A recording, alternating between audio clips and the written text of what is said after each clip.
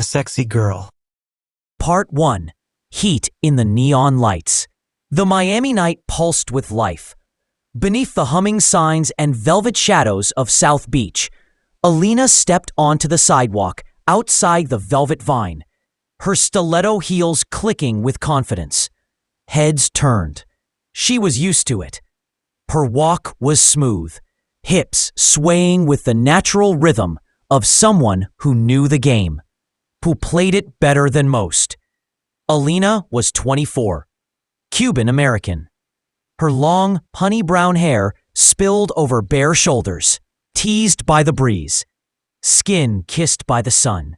Her body was the kind of dangerous that made men forget how to speak and women forget their shame. Her curves were sculpted, deliberate, dressed tonight in a crimson one-piece that clung to her figure like a lover's hand. Inside the club, the lights were low. The music was thick with bass. Bodies moved like smoke. She belonged here. She ruled here. Tonight, she was not just dancing. She was hunting. Alina's job wasn't about sex. It was about control. The way she moved on stage wasn't desperation. It was art, dominance. Men paid to see her, not just because she was beautiful, but because she made them feel powerless. And they liked that more than they'd admit.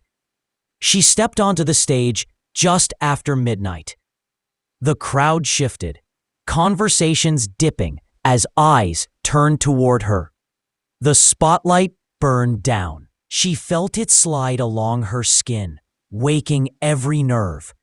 Music hit, slow, dark, sensual. She began to move.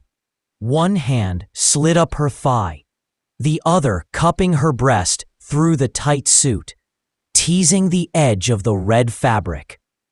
Her gaze swept the crowd, choosing one man to lock eyes with. He was older, tall, wore a navy suit that cost more than her rent. But his eyes were hungry, vulnerable, perfect. As she danced, her body became language, a promise of what he could never touch. She bent at the waist, letting her hair fall, letting the light catch the arch of her back, the curve of her ass. The room felt like it breathed with her, drunk on her. 10 minutes later, when her set ended and she slipped into the back room, she already knew the man would follow. His name was Mark, a venture capitalist from New York. Divorced, lonely, stupid rich. They talked in the VIP lounge. She let him think he was interesting, powerful. He touched her wrist. She let him. When he offered her $5,000 to spend the night with him, she didn't blink. "I don't sell myself," she said, leaning close enough for her breath to graze his ear. "But I take what I want." He swallowed. His throat moved like he'd just tasted something forbidden. "What do you want?" She smiled. They went back to his hotel suite overlooking the ocean. She stripped without shame, without haste. He watched her like she was a goddess made flesh. And in that moment she let him undress her slowly, hands trembling with need, her skin lit with anticipation, her core pulsing with desire. It had been a while since she wanted someone, but this power, she could taste it. Their mouths met, hard, hungry. Her legs wrapped around his waist as he carried her to the bed. She took control, riding him with purpose, her moans low and steady. She demanded, guided, gasped. And when she came, it was like thunder under her skin. Mark collapsed beneath her, breathless. She watched him sleep, a satisfied smile curling her lips. But for Alina, the night was just beginning. Part 2. The game beneath the sheets. The morning light cut through the hotel curtains like gold blades, spilling over Alina's bare skin. Mark was still asleep, sprawled beside her, his chest rising and falling with the steady rhythm of spent satisfaction. Alina didn't need sleep. Her mind was alive, buzzing. She slipped from the sheets, naked, collected her red one-piece, and padded silently to the bathroom. The reflection that greeted her was radiant. Wild hair, flushed cheeks, lips still swollen from desire. She touched the glass, half smiling. You still got it. It wasn't just about sex. Not for her. It was about control, power, the way men surrendered under her hands, like kings undone by a single glance. But even queens had their moments of doubt. She opened her phone. 2 missed calls from Tony, her manager at the Velvet Vine, and 1 message. Need you back tonight. Big client asking for you. She rolled her eyes. Of course they are. Mark stirred as she dressed, his voice rough with sleep. Leaving already? She turned, slipping on her heels. Morning sun doesn't love me like the moon does. Will I see you again? He asked. Alina walked to him slowly, bent down and kissed his cheek. Not unless you forget about me. Back at her apartment, she showered for a long time, letting the water wash away the night's perfume. Her place was modest, cluttered with designer heels, silk lingerie, then candles that had long forgotten to be lit. A mural of her own painting covered one wall. Abstract, bold, erotic. Few knew she painted. Even fewer knew why she danced. It wasn't money. Not exactly. It was the escape. The stage was her sanctuary, and in the arms of strangers she built a fortress. Still wrapped in a towel, she heard the buzz of her phone again. This time it wasn't Tony. Unknown number. We need to talk. I'm not like the others. She stared at the screen, frowned. Men always thought they were different. That night, the club was fuller than usual. Wall-to-wall heat, cologne, and eyes that devoured. Tony met her backstage, bald, sweating, gold chain heavy on his chest. VIP suite. He came in a black Escalade. Quiet type. Big spender. Wants privacy. What's his name? Tony shrugged. Didn't say. Said he only wanted you. Alina narrowed her eyes, but didn't protest. She changed into a black latex corset and heels that made her legs look like a sin. As she walked through the curtain and into the dim red haze of the VIP lounge, she saw him. Sitting alone, black suit, no drink, eyes like storms, gray, unreadable. He didn't look up right away. When he did, it wasn't lust she saw. It was calculation. Alina, he said, like it wasn't her name, but something more. Do I know you? Not yet, he said, but you will. She tilted her head, intrigued. Most men just ask for a dance. I'm not most men. His name was Julian. His voice was calm, deep. His gaze never drifted, not to her breasts, her legs, just her eyes, and that unnerved her. Their conversation slipped into dangerous territory. Julian asked questions, real ones. What makes you afraid? What are you hiding? Who were you before this? No one asked her those things. Not men who wanted her body. But Julian, he wanted more. When she finally danced for him, it wasn't with confidence.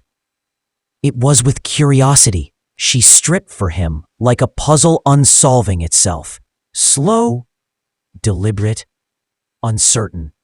And when his hands finally touched her waist, her breath caught. There was something in him, something unusual. He leaned close, lips brushing her ear. Come home with me. I don't do that, she whispered. He smiled, but you want to. She hated that he was right. Julian's penthouse was above the city, glass walls, black marble, the quiet hum of money. But what shocked her was the art. Paintings, sensual, dark, raw. Photographs of naked bodies, sculptures twisted in pleasure. He poured her wine. I collect expressions of desire. She sipped. And I'm your next piece? No, he said. You're the artist. That night when they touched, it was fire, not rushed, not desperate. Julian's hands moved like he was learning a language. His mouth worshipped her. And when he laid her down, her body melted under his attention. He asked for consent before every new place he kissed, every boundary he tested, every moan he drew from her lips. Alina had never been taken this way, respected, cherished, broken open. When she came, it was with his name on her tongue and tears in her eyes. Part 3. The Edge of Want. Alina lingered in Julian's sheets the next morning, longer than she meant to. The sunlight touched her back like fingertips, warm and intimate. His scent still clung to her skin, earthy, expensive, and masculine. Her body ached in all the right places, a memory of everything they'd done echoing through her muscles. Julian entered the room silently, shirt unbuttoned, coffee in hand. You stayed, he said. I did. Regret it? She looked up at him from the bed, sheets tangled around her legs. Not even close. He sat beside her, brushing a strand of hair from her cheek. You're different than I expected. So are you. Alina wasn't sure what this was, lust, connection, or just a beautifully dangerous detour, but she didn't want to leave. Not yet. Julian studied her. You play roles, at the club, even here. But what's under all that? Nothing you'd understand. Try me. She hesitated. Then, with surprising honesty, she said, I grew up dirt poor in Hialeah. My mom worked 3 jobs. My dad left. Dancing was never the plan, but the money came fast and I got good. Then I got really good. And now men like you ask me what I'm hiding while I ride their thighs and pretend not to care. He didn't flinch. That's the first real thing you've told me. She exhaled. That's the first time someone earned it. Later that day, Alina returned to the Velvet Vine. Tony raised a brow. Did he break your heart or just lure back? She smirked. Neither. Yet. Julian's presence lingered in her veins as she danced that night. She felt raw, powerful. Her body remembered his hands, his mouth, his breath. Backstage, the other girls noticed. You glowin', bitch, said Nadia, her best friend at the club. You finally get a man who does more than grunt? Alina laughed, tossing her hair. Something like that. But it wasn't just sex anymore. She could feel it, the difference. Julian didn't just want her body. He wanted her mind, her truth. And that scared her more than anything. The next few days blurred. Julian called, texted, sent her flowers in colors she loved, but never told anyone about. Invited her to private dinners, galleries, quiet rooftop drinks under stars. Each night with him was deeper, more intense, more intimate. He touched her like she was made of something precious, spoke to her like she mattered. And when he undressed her, he didn't just undress her body, he peeled back layers of her soul. One night, wrapped in his arms, after hours of slow, aching pleasure, he whispered, "Stop hiding from me." She buried her face in his chest. "I don't know how." "Yes, you do," he said softly. "You've always known how." But with intimacy came danger. Julian asked questions she wasn't ready for. Why haven't you painted in weeks? What are you afraid of becoming? Why do you run when someone gets close? Alina felt exposed, naked in a way sex had never made her. So she pulled back. She stopped answering his texts for 2 days. She worked extra shifts, danced harder, took a private client just to prove to herself she was still in control. But none of it filled the space he'd opened in her. Julian didn't chase. He waited. Then came the gallery night. A local collector was showcasing erotic art, and Julian had a piece in the show. Alina, dressed in a sheer black dress that shimmered like water, arrived alone. The room was full of rich people pretending not to be turned on by the sensual art around them. But Alina didn't play pretend. She found Julian standing near his painting, a haunting, sensual oil portrait of a faceless woman arching beneath invisible hands. "She looks like me," she whispered. "She is you," he said. Her breath hitched. "That's why I didn't sign it," he added. "She's not mine to claim." She looked up at him. "I've never belonged to anyone," she said. "Maybe it's not about belonging," he replied. "Maybe it's about choosing." That night, back at his place, the sex was different. Slower, softer. He kissed her like a man dying of thirst, touched her like every inch of her mattered. She undressed herself this time, not for show, but as an offering. "I want you," she breathed. He cupped her face. "Then take me." And she did. She rode him slow, their bodies slick with sweat, their moans rising like music. She leaned forward, pressing her lips to his ear. "I think I'm falling for you," she whispered. He groaned deep in his throat, grabbing her hips tighter.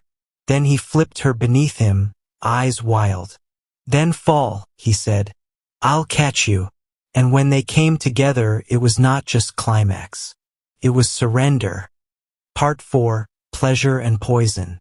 Alina woke in Julian's bed again, but this time something felt different. Not wrong, just real. There were no red lights, no tips, no crowds watching with hungry eyes. It was just them. Her bare leg draped over his, her lipstick smeared on his neck, the scent of skin, sweat, and the secrets they'd shared. Julian stirred beside her, reached for her waist. "You're still here," he murmured. "I told you I'd fall." He kissed her shoulder, his voice velvet. "Then don't run." She smiled faintly. "Don't give me a reason." Over the next 2 weeks, the lines between Alina's two lives blurred. By night, she danced at the Velvet Vine, taking men's breath and their wallets. But afterward, she'd slip into Julian's penthouse and undress not as a dancer, but as a woman finally choosing to feel. He was intense, tender, commanding. He wanted her, but not to control her. He wanted her whole, even the broken pieces she usually hid beneath perfume and lace. Sometimes they didn't even have sex. They just talked about her childhood, about the mother who worked herself into exhaustion, about the years Alina spent hiding behind stilettos and perfect makeup. One night, he asked her, "Do you love it? The club, the dancing?" Alina hesitated. "I love the power, but I don't love what it costs me." Julian reached across the sheets, took her hand. "Then stop." She laughed bitterly. "And do what? Paint for a living? Sell art in a city full of plastic smiles?" "You could," he said. "You're good. You just don't believe it yet. Don't romanticize me, Julian. I'm not a fantasy." He touched her cheek, kissed her slow. "No, you're better." But not everyone was happy with her disappearing act. Tony pulled her aside after her Thursday set. "You seeing that guy, huh?" he asked, arms crossed. "He buying your time now?" "Careful, Tony," she said coolly. "You don't pay for anything but the dance." He frowned. "You think he's different? He ain't." Guys like that don't keep girls like you. They borrow you, then toss you. Alina narrowed her eyes. I'm not anyone's trash. No, Tony said, but you're starting to act like you forgot who you are. Those words stuck with her. That night, even Julian's kisses couldn't quiet them. Later, as they lay in bed, he asked, "What's on your mind?" She shook her head. Nothing. Liar. She sighed. Everyone thinks you'll get bored, that I'll get broken. Do you believe them? She turned, eyes unreadable. I don't know. Julian sat up. Naked in the dark, he looked more like a sculpture than a man. Sharp, still, almost too perfect. I don't want a girl I can own, he said. I want a woman who burns too bright to hold. You say that now. He reached for her hand. Then let me prove it. The proving began with a gift. A private studio. Alina's name on the lease. A blank white room with tall windows, perfect light, and paint supplies that cost thousands. Julian, she whispered, stunned. It's not a bribe, he said. It's a mirror. I didn't ask for this. No, but you deserve it. Alina walked the space like a dream. She could almost see the canvases lining the walls, the color under her nails, the freedom. You scare me, she admitted. Why? Because when someone gives you something real, you have something to lose. But paradise always cracks. It began with the envelope, thick, anonymous, slid under her apartment door. Inside, photos of her, naked, in Julian's bed. From a distance, grainy but clear, a note typed on plain paper. You're not the only one he's given a studio. Alina felt her stomach drop. She stared at the images for a long time, her heart pounding. Was it a lie? A trick? A warning? She called Julian. He didn't pick up. She didn't sleep that night. When she finally confronted him, she didn't yell. She handed him the envelope in silence. Julian flipped through the photos. His jaw tightened. His breath slowed. Someone's watching you, he said darkly. Who took these? I don't know. Is it true? She asked. About the studio. Am I just another project? Julian's eyes met hers. I've helped women before. Artists, creators. But none of them were you. That's not a no. It's the truth. She stared at him, fury burning through her veins. I opened myself to you, she said. I gave you things I've never given anyone, and now I feel like I've been collected. Julian stepped forward. You're not a piece in a gallery, Alina. No? Her voice cracked. Then why do I feel framed? That night, Alina didn't go to the club, didn't call Julian. She went to the beach, alone. She walked barefoot in the sand, wearing nothing but a hoodie and short shorts. The moon hung low, the ocean roaring like something angry and beautiful. Her phone buzzed. Julian. I'll wait. No matter how long, I'll wait. She stared at the message. Didn't reply. The wind tangled her hair. She wanted to believe him. She wanted to believe anyone. But maybe girls like her weren't meant to be believed in. Not for long. Part 5. Beautiful Lies. The next few days passed in a haze. Alina didn't go to the Velvet Vine, didn't call Julian, didn't paint. She just existed. She couldn't forget the photos, or the note, or the way Julian's silence had felt like betrayal. Then Nadia showed up at her door, uninvited, but exactly what Alina needed. You look like hell, she said, stepping over pizza boxes and paint-stained clothes. I feel worse. You love him? Nadia asked. Alina looked away. That's not the point. Bullshit. That's always the point. Alina dropped onto the couch. I don't know what's real anymore. The studio, the love, me. Nadia sat beside her. He gave you more than any man ever did. That doesn't make him your enemy. Then who sent those photos? Someone who wants to own you or break you. Alina nodded slowly. And just like that, a decision began to take shape. She returned to the Velvet Vine that night, heels high, lips red, eyes cold. Tony smirked. Look who crawled back. She smiled sweetly. Don't get used to it. On stage, she danced like vengeance. Not for tips, not for praise, for herself. Each spin, each sway was a statement. I am not yours. I am not anyone's. Men drooled, women glared, but Alina didn't see them. She saw Julian, watching from the shadows of her memory. After her set, she found a white envelope in her locker. No name, no handwriting. Inside, a USB drive. She hesitated, then took it home.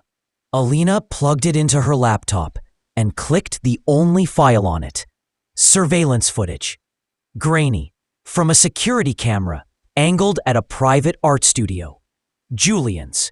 It showed him with another woman, slim, brunette, soft features. He handed her a key, a kiss on the cheek, a smile. Then, a second clip, Julian walking a different woman out of the same studio. Then another. 3 women, 3 keys, 3 smiles. Alina felt her stomach tighten. Was she just one of them? She didn't cry.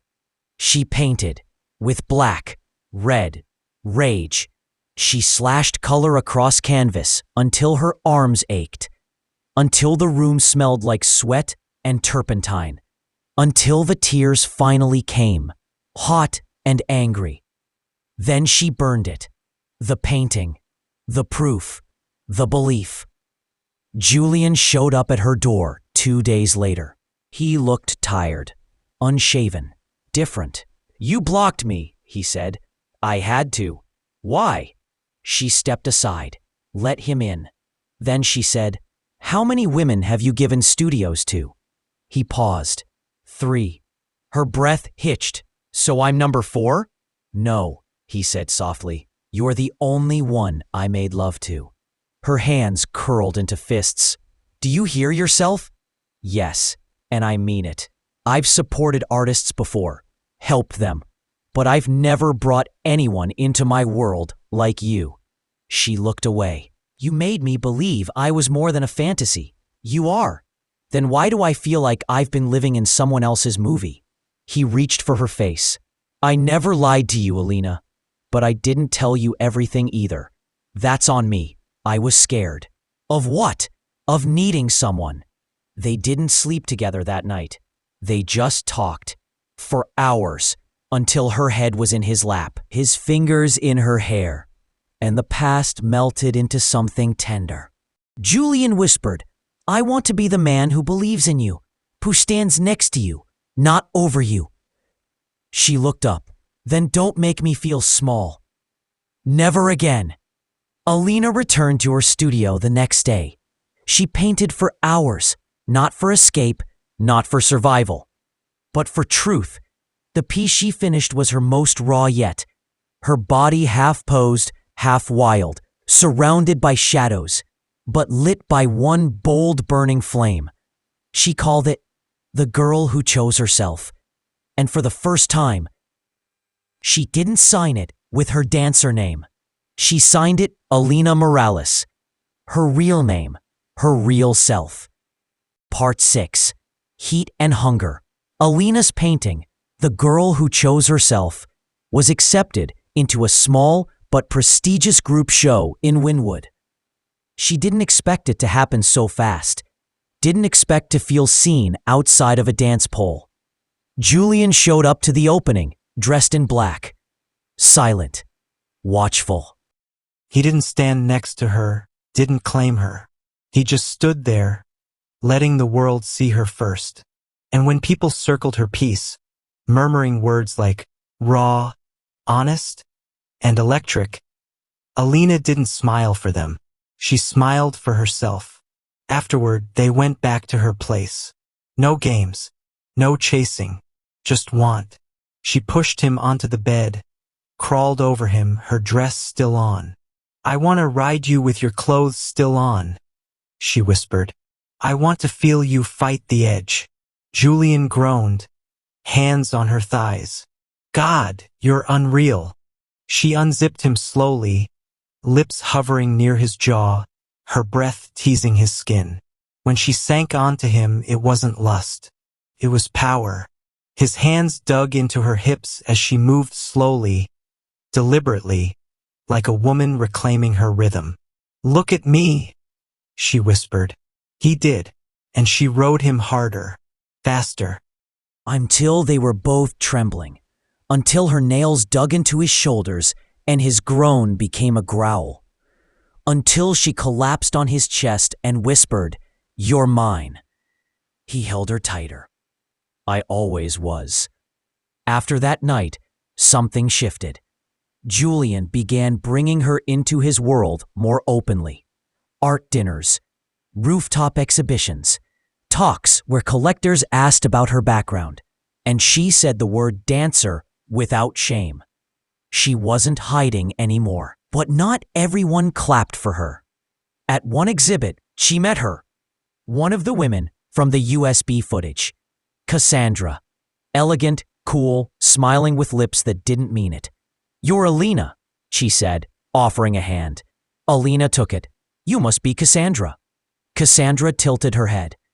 "Julian's very passionate, isn't he?" "Only with me," Cassandra's smile faltered. "Be careful. He builds women up, but he gets bored easily." Alina leaned in.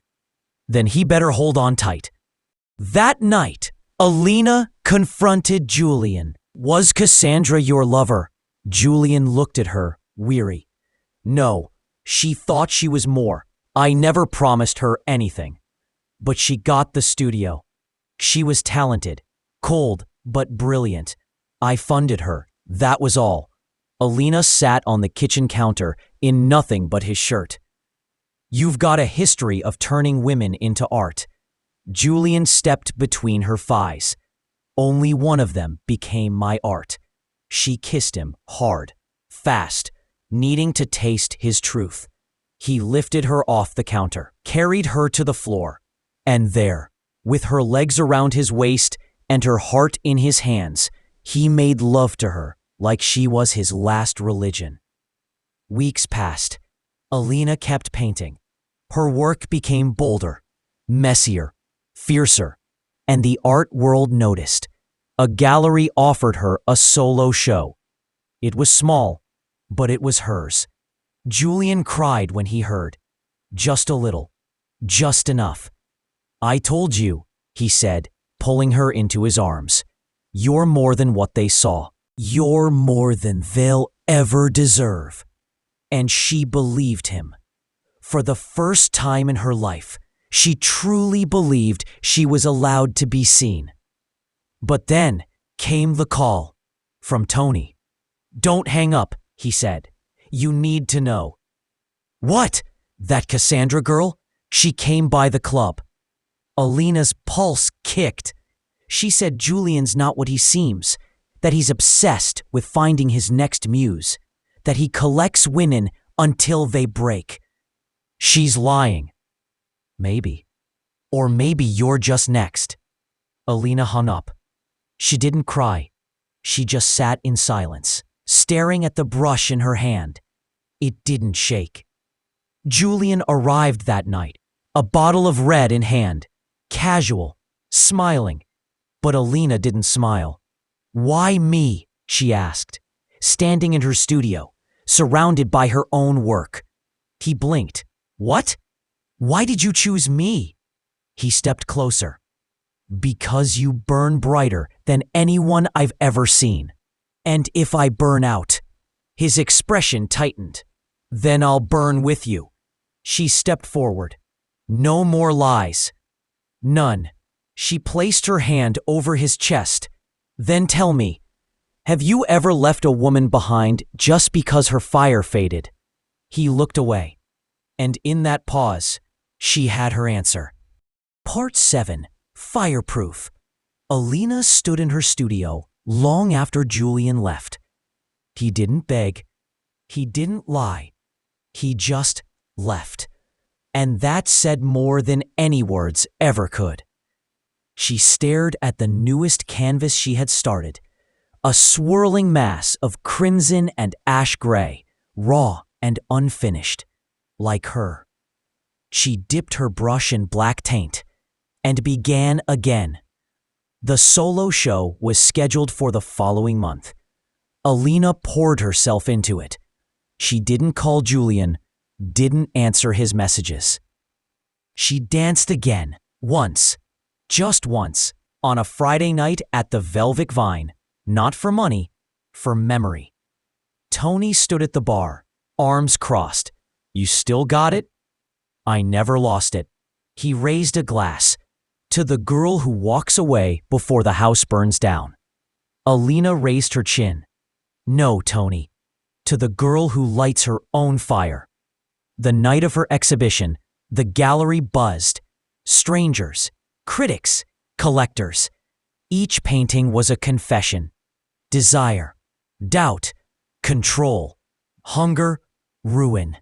And one at the end, resurrection. Julian arrived late, alone, silent. He didn't speak to her at first.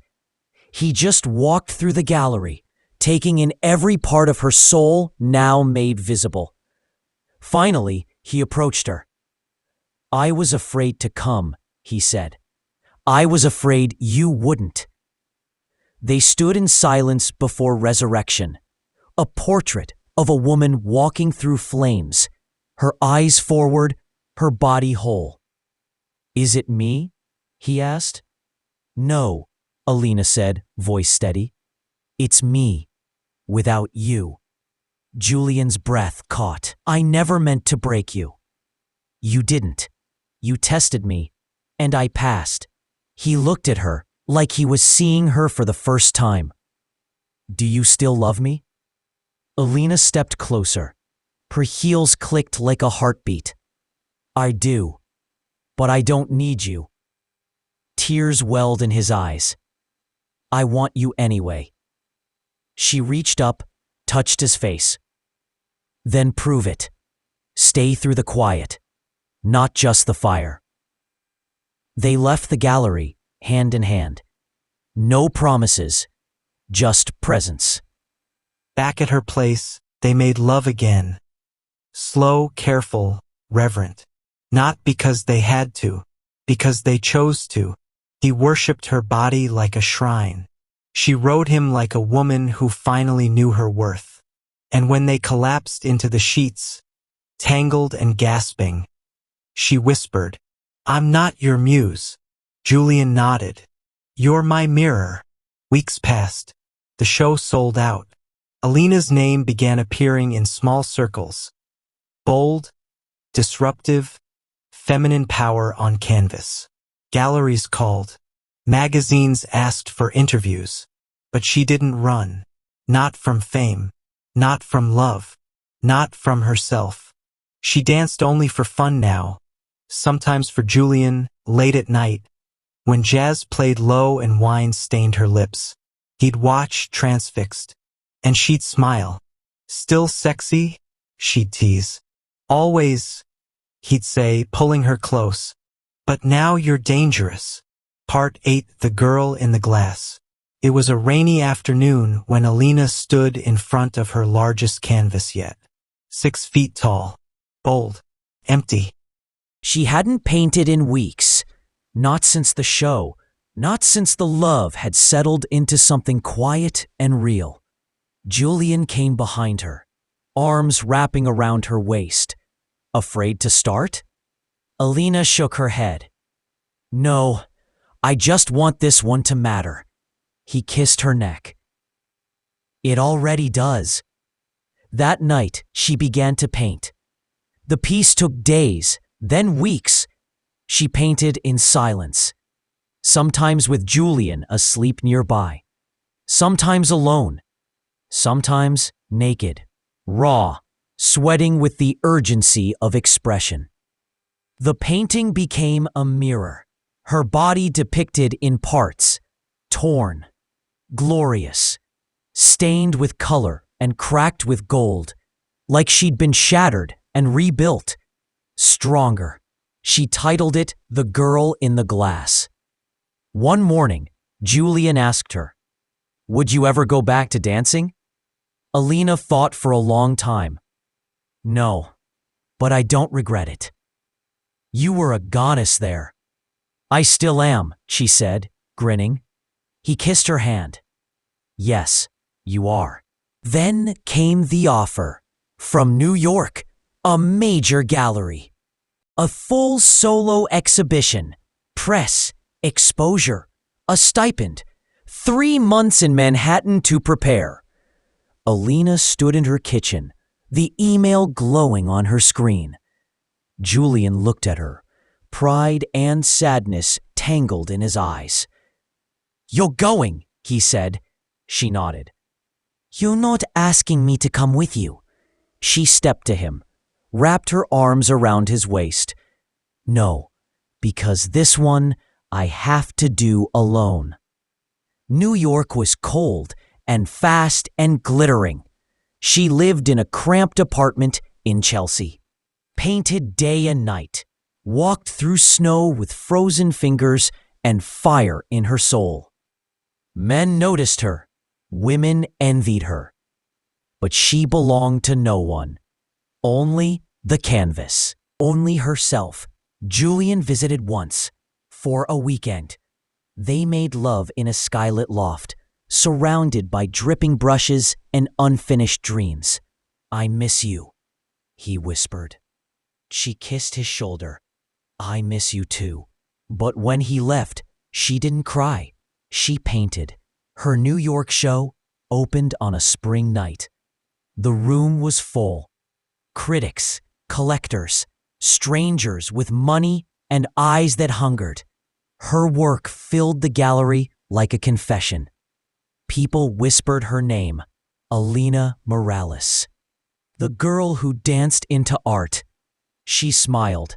She had never felt so seen.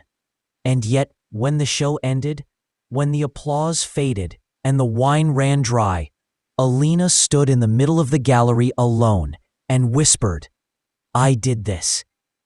Julian waited for her outside, in a cab, flowers in hand. She slid in beside him. He said nothing, just kissed her, soft and slow. Back in Miami, they found a rhythm. She painted. He curated.